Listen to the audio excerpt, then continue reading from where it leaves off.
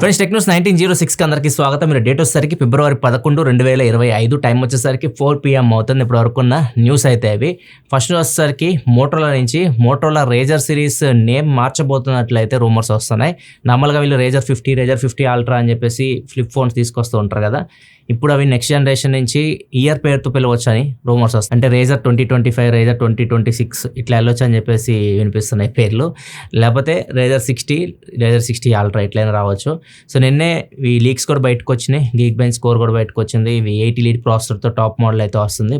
ఇంకో 2 మోడల్స్ ఉంటాయి. ఇవి బేస్ మోడల్ వచ్చేసరికి 8 Gen 3 ప్రాసెసర్ అయితే వస్తుంది. నెక్స్ట్ మనకు ఒప్పో నుంచి ఒప్పో Find N5 ఇది గ్లోబల్గా లాంచ్ చేస్తున్నారు. ఫిబ్రవరి 20వ తారీఖు సింగపూర్లో లాంచ్ చేస్తున్నారు. దీనిలో ఇది ఫస్ట్ ఫోన్ DeepSeek AI ఇంటిగ్రేషన్తో వస్తుంది. ఇప్పుడు మనం ChatGPT ఇలా చూస్తున్నాం కదా, ఈ ఫోన్లో ఫస్ట్ టైం వీళ్ళు DeepSeek AIని ఇంటిగ్రేట్ చేసి తీసుకొని వస్తున్నారు. అండ్ దీంతోపాటు దీనిలో గ్లేషియర్ బ్యాటరీ టెక్నాలజీ కూడా యూజ్ చేయబోతున్నట్టు రిపోర్ట్ వస్తుంది. మనం OnePlusలో విన్నాం, OnePlus glacier battery technology work చేస్తున్నా అని చెప్పేసి. ఈ ఒప్పో Find N5లో ఈ గ్లేషియర్ బ్యాటరీ టెక్నాలజీ చూడొచ్చు అని చెప్పేసి రూమర్స్ వస్తున్నాయి. సో ఈ టెక్నాలజీ ఏంటంటే మీకు బ్యాటరీ థిన్గా ఉంటుంది, సన్నగా ఉంటుంది, ఎక్కువ స్టోరేజ్, ఎక్కువ కెపాసిటీని అయితే స్టోర్ చేసుకోగలదు అండ్ కూల్గా ఉంటుంది బ్యాటరీ. సో ఇది ఎగ్జాక్ట్గా లోపల ఏ టెక్నాలజీ యూజ్ చేస్తారు దీని గురించి ఇన్ఫర్మేషన్ అయితే ఏం లేదు. మేబీ లాంచ్ ఈవెంట్లో దీని గురించి ఏమైనా వీళ్ళు చెప్తారేమో చూడాలి. నెక్స్ట్ మనం OnePlus నుంచి OnePlus Watch 3ని లాంచ్ చేయబోతుంది. అమెరికా అండ్ యూరోప్ మార్కెట్స్లో దీన్ని ఫిబ్రవరి 18వ తారీఖు లాంచ్ చేయబోతున్నారు. అండ్ సామ్సంగ్ కూడా వాళ్ళ వాచ్ ఏదైతే నెక్స్ట్ జనరేషన్ సామ్సంగ్ Watch 8 ఉంటుంది కదా, దాని ఫొటోస్ అయితే బయటకు వచ్చినాయి. ఇలా ఉంటుంది మనకి క్లాసిక్ మోడల్ చూడడానికి. ఈ వాచ్ వచ్చేసరికి ఆగస్ట్లో వీళ్ళు తీసుకొని రావచ్చు ఫోల్డబుల్ ఫోన్స్తో పాటు. నెక్స్ట్ మనకి క్రోమ్ బ్రౌజర్లో మనం పాస్వర్డ్ సేవ్ చేస్తూ ఉంటాం కదా, ఇప్పుడు కొత్తది బీటాలో ఫీచర్ కనిపిస్తూ ఉంది. ఈ పాస్వర్డ్స్ ఒకవేళ వీక్గా ఉన్నా, ఎవరితో ఎక్కడైనా లీక్ అయినా కానీ, ఎవరితో అయినా మ్యాచ్ అయినా కానీ ఆటోమేటిక్గా క్రోమే మీ పాస్వర్డ్స్ని అయితే చేంజ్ చేసేస్తుంది. మళ్ళీ వాటిని స్టోర్ చేసుకొని పెట్టుకుంటుంది. ఏదైతే పాస్వర్డ్ అది చేంజ్ చేసిందో అది మీరు ఆ పాస్వర్డ్స్ని మీరు పాస్వర్డ్ మేనేజర్లోకి వెళ్ళి చూసుకోవచ్చు. దీనికి మీరు పర్మిషన్ ఇవ్వాలి. మీ పర్మిషన్ ఇస్తే మీ వీక్ పాస్వర్డ్స్ ఉంటే అది ఆటోమేటిక్గా చేంజ్ చేస్తుంది. ప్రజెంట్ బీటాలో అయితే కనిపిస్తుంది క్రోమ్ బ్రౌజర్లో. నెక్స్ట్ మనకి వివో నుంచి వివో ఒక పేటెంట్ ఫైల్ చేసింది. వీళ్ళ X సిరీస్ ఉంటాయి కదా, చాలా పెద్ద పెద్ద కెమెరాస్ ఉంటాయి, చాలా లావు కనిపిస్తూ ఉంటాయి, ఫోన్ బరువు అనిపిస్తుంటుంది, హోల్డ్ చేయడం కూడా కష్టమైపోతూ ఉంటుంది. సో దీనికి సొల్యూషన్ ఇవ్వడానికి వీళ్ళు కెమెరా డిజైన్ని తయారు చేశారు. అంటే మన ఇండెక్స్ ఫింగర్ ఉంటుంది కదా, దీన్ని మనం అక్కడ ప్లేస్ చేయొచ్చు. ఇక్కడ మీకు కనిపిస్తుంది కదా, ఈ గ్యాప్లో మీరు ప్లేస్ చేయొచ్చు. మొత్తం వెయిట్ డిస్ట్రిబ్యూషన్ కొద్దిగా బెటర్ ఉంటుంది. మీరు హోల్డ్ చేసినప్పుడు కొద్దిగా మీకు బరువు అనిపించదు అని చెప్పేసి ఈ డిజైన్ పేటెంట్ అర్థం. కాకపోతే చూడడానికి అయితే వెరైటీగా కనిపిస్తుంది డిజైన్ అయితే. మరి వివో ఇలాంటి డిజైన్ తీసుకొస్తే లేదో చూడాలి నెక్స్ట్ జనరేషన్ X సిరీస్లో. నెక్స్ట్ న్యూస్లోకి వెళ్ళే ముందు డీల్ ఆఫ్ ది డే చూసుకుంటే సామ్సంగ్ 2025 మోడల్ ఏసీ ఇది. ఇప్పుడు సమ్మర్ వస్తుంది కాబట్టి ఏసీలు చూస్తూ ఉంటారు. 1 ton 3 star ఏసీ. ఇది డీల్ ప్రైస్ వచ్చేసరికి with HDFC credit card offer కలుపుకుంటే HDFC కార్డ్స్ మీకు ₹2,500 డిస్కౌంట్ అయితే వస్తుంది. ఇది మీకు ₹29,490 వస్తుంది. 2025 మోడల్ ₹30,000 లోపు ఏసీ వస్తుంది. 1 ton ఏసీ. చిన్న బెడ్రూమ్స్కి సరిపోయింది, హాల్కి అయితే ఇది మీకు సెట్ అవ్వదు. ఒకవేళ మీరు డీల్ చెక్ చేయాలనుకుంటే డీల్ లింక్ కింద డిస్క్రిప్షన్లో ఉంటుంది, అక్కడ నుంచి చెక్ చేయొచ్చు. నెక్స్ట్ మనకి చైనాకి చెందిన ఫ్యూడాన్ యూనివర్సిటీకి చెందిన AI రీసెర్చర్స్ ఒక AI మోడల్కి 2 కమాండ్స్ అయితే ఇచ్చారు. ఒకటి సెల్ఫ్ డిస్ట్రాయ్ చేసుకోమని చెప్పేసి, 2 దాని లాంటి దాన్ని ఇంకో దాన్ని క్లోన్ చేయడం అనమాట, తయారు చేసుకోవడం అనమాట. మీరు రోబో సినిమా చూస్తుంటే ఒక రోబో ఇంకో రోబోని తయారు చేస్తుంటారు కదా, సేమ్ అలా చేయడం అనమాట. సో ఇది సెల్ఫ్ డిస్ట్రక్షన్, అంటే తనని డిస్ట్రక్ట్ చేసుకోమని ఇచ్చిన కమాండ్కి 50% అది పనిచేస్తే యాక్యురేట్గా. అది క్లోన్ చేసుకోమనడం, దాన్ని తయారు చేసుకోమని చెప్తే అది 90% యాక్యురేట్గా పనిచేస్తుంది.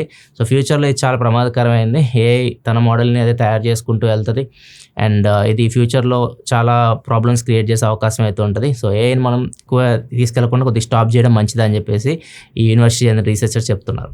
ఒకవేళ ఫ్యూచర్లో మనిషిని డామినేట్ చేస్తే మాత్రం ఖచ్చితంగా రోబో సినిమా మనం రియల్ లైఫ్లో అయితే చూస్తాం రోడ్ల మీద. నెక్స్ట్ న్యూస్లోకి వెళ్ళే ముందు కామెంట్ ఆఫ్ ద డే చూసుకుంటే భరత్ అడుగుతున్నారు, ఐఫోన్స్ డిజైన్ ఎందుకు క్రిటిసైజ్ చేస్తున్నారు పబ్లిక్ అంటే ఎక్కువ మంది ఐఫోన్ డిజైన్స్ సేమ్ ఉంటాయి అని చెప్పి క్రిటిసైజ్ చేస్తుంటారు. అండ్ సామ్సంగ్ కూడా సేమ్ ఉంటాయి, సామ్సంగ్ కూడా ఒకటేలా ఉంటుంది డిజైన్ అనేది వాళ్ళ ఐడెంటిటీ కదా, ఎందుకు దాన్ని మనం విమర్శించడం అని చెప్పేసి అడుగుతున్నారు. నార్మల్గా ఏంటంటే బోర్ కొట్టేసేది పబ్లిక్కి. ఇప్పుడు అది ఒకటే డిజైన్లో ఫోన్ చూస్తూ ఉండేసరికి జనాలకి కంప్లీట్గా బోర్ కొట్టేస్తూ ఉంటుంది. నిజంగా నువ్వు చెప్పినట్టు ఐడెంటిటీయే, కాకపోతే ప్రాబ్లం ఏంటంటే బోరింగ్, చూడడానికి బోర్ అనిపిస్తుంటుంది. అండ్ ఎందుకు క్రిటిసైజ్ చేస్తారంటే ఈ ప్రీమియం బ్రాండ్స్ కాబట్టి. యాపిల్ని ఎందుకు ఎక్కువ క్రిటిసైజ్ చేస్తారంటే యాపిల్ ఇప్పుడు పెద్ద బ్రాండ్ కదా, ఇప్పుడు యాపిల్ ఏదైనా చేసిందంటే అందరూ దాన్ని ఫాలో అవుతూ ఉంటారు.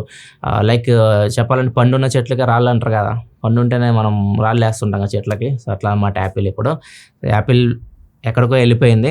సో అందరూ ఖచ్చితంగా దాన్ని క్రిటిసైజ్ చేయడానికి ట్రై చేస్తూనే ఉంటారు. ఎప్పుడైనా చిన్న ప్రాబ్లం వచ్చి దాన్ని విమర్శించడానికి ట్రై చేస్తుంటారు. అందుకే ఎక్కువ యాపిల్ని విమర్శిస్తూ ఉంటారు. అవి మీకు కనిపిస్తూ ఉంటాయి. నెక్స్ట్ మనకి ఫ్లోరిడాకి చెందిన ఇక్కడ మీకు కనిపిస్తున్నారు కదా అంకుల్. సో ఈయన నార్మల్గా రీసెంట్గా ఫ్లోరిడాకి మూవ్ అయ్యాడు. తన కూతురు ఉంటుంది. తను ఒక్కడే సపరేట్గా వచ్చేసాడు అనమాట, సపరేట్గా ఉండాలని చెప్పేసి. సో ఇక్కడ తనకి బాత్రూంలోకి వెళ్ళినప్పుడు కొంచెం హార్ట్ అటాక్ అయితే వచ్చింది. అతను అక్కడే పడిపోయాడు. అతనికి కాన్షియస్ ఉంది, అంటే అతను చూడగలుగుతున్నాడు కానీ చేతులు కాళ్ళు అయితే కదపలేకపోతున్నాడు. మైనర్ స్ట్రోక్ అయితే వచ్చింది. ఇతను డాక్టర్స్ చెప్తున్న ప్రకారం అయితే 2 days అతను అలానే ఉండిపోయాడు. ఫ్లోర్ కొద్దిగా వెట్టి ఉంటుంది కదా బాత్రూంలో, జారిపోతూ ఉంది. సో కొంచెం ముందుకు వచ్చేసి డోర్ ఓపెన్ చేస్తే తన ఫోన్ తన బెడ్రూమ్లో అయితే కనిపించింది. ఫోన్ కమాండ్ ఇచ్చాడు సిరి అని చెప్పేసి, తన డాటర్కి కాల్ చేయమని చెప్పేసి అడిగితే సిరి కాల్ చేసింది. తన డాటర్తో మాట్లాడాడు. తన డాటర్కి అర్థమైన సిచ్యువేషన్, కాకపోతే ఆ లొకేషన్ తనకు తెలియదు. తను అంబులెన్స్కి కాల్ చేస్తే అంబులెన్స్కి కొన్ని డైరెక్షన్స్ అయితే ఇచ్చాడు ఇతను. తర్వాత అంబులెన్స్ వచ్చి తనని హాస్పిటల్కి తీసుకెళ్ళింది. ఇది జరిగింది జూన్లో జరిగింది. హాస్పిటల్ వాళ్ళు ఈ ఇన్సిడెంట్ అయితే వాళ్ళు సోషల్ మీడియా ప్లాట్ఫామ్స్ అయితే షేర్ చేసుకున్నారు. హాస్పిటల్ పేరు వచ్చేసరికి బ్రోవార్డ్ హెల్త్. సో వీళ్ళు ఈ ఇన్సిడెంట్ అయితే షేర్ చేసుకున్నారు.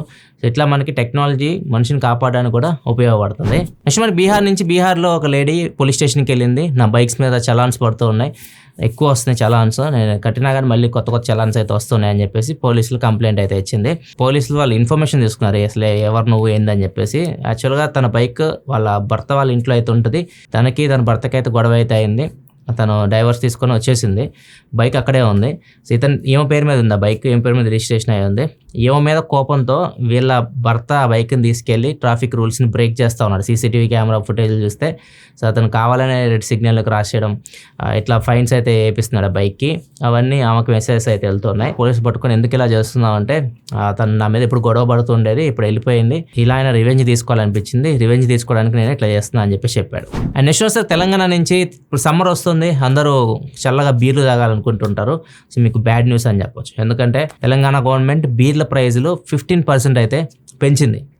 నార్మల్గా ఒకవేళ మీరు 150 రూపాయలు బీర్ కొనాలంటే అది మీకు 15% అంటే 175 ఆ రేంజ్కి అయితే వెళ్ళిపోవచ్చు. సో అట్లా మీకు 15% వేసుకోండి మీకు ఎంఆర్పి మీద అయితే. అండ్ ఇది నార్మల్గా 2019 నుంచి మనకి యూబీఎల్ వాళ్ళు, యునైటెడ్ బ్రెవరీస్ వాళ్ళు రిక్వెస్ట్ పెట్టుకున్నారు గవర్నమెంట్. 2019లో మీరు ప్రైస్ హైక్ చేశారు, ఇప్పటి వరకు ప్రైస్ హైక్ చేయట్లేదు, మాకు కోవిడ్ తర్వాత చాలా ఖర్చులు పెరిగిపోయినాయి, తయారు చేయడానికి కూడా బీర్ తయారు చేయడానికి కాస్ట్ కూడా పెరిగిపోయింది అని చెప్పేసి 33% పెంచాలి అని చెప్పేసి వాళ్ళు ఒక పిటిషన్ పెట్టుకున్నారు గవర్నమెంట్కి. గవర్నమెంట్ పిఎఫ్సిని కోరింది, అంటే వీళ్ళు ప్రైస్ ఫిక్సింగ్ కమిటీ అనమాట పిఎఫ్సి అంటే. సో వీళ్ళు కరెక్ట్గా ఇన్వెస్టిగేషన్ చేస్తారు, మొత్తం చేసి ఎంతవరకు పెంచవచ్చో వాళ్ళు చెప్తారనమాట గవర్నమెంట్కి. గవర్నమెంట్కి వీళ్ళు ఇచ్చింది వచ్చేసరికి 15% వరకు పెంచవచ్చు అని చెప్పేసి గవర్నమెంట్కి సలహా ఇచ్చారు. సో ఫైనల్గా గవర్నమెంట్ ఇప్పుడు 15%కి ఆమోదం అయితే ఇచ్చింది. ఇప్పుడు బీర్ల ప్రైస్ అయితే మీకు 15% అయితే తెలంగాణలో పెరుగుతాయి. అండ్ అది కూడా ఈ రోజు నుంచే ఫిబ్రవరి 11వ తారీఖు నుంచి అమల్లోకి అయితే వస్తుంది. ఇది ఫ్రెండ్స్ ఇప్పుడు కొన్ని న్యూస్ అయితే. ఎపిసోడ్ అయితే లైక్ చేయండి. ఇలా మరిన్ని వీడియోస్ కోసం మన ఛానల్ సబ్స్క్రైబ్ చేసుకొని ఫాలో అవుతుండండి. మళ్ళీ మనం రేపటి టెక్ న్యూస్ కలుద్దాం. అప్పటికి సెలవు.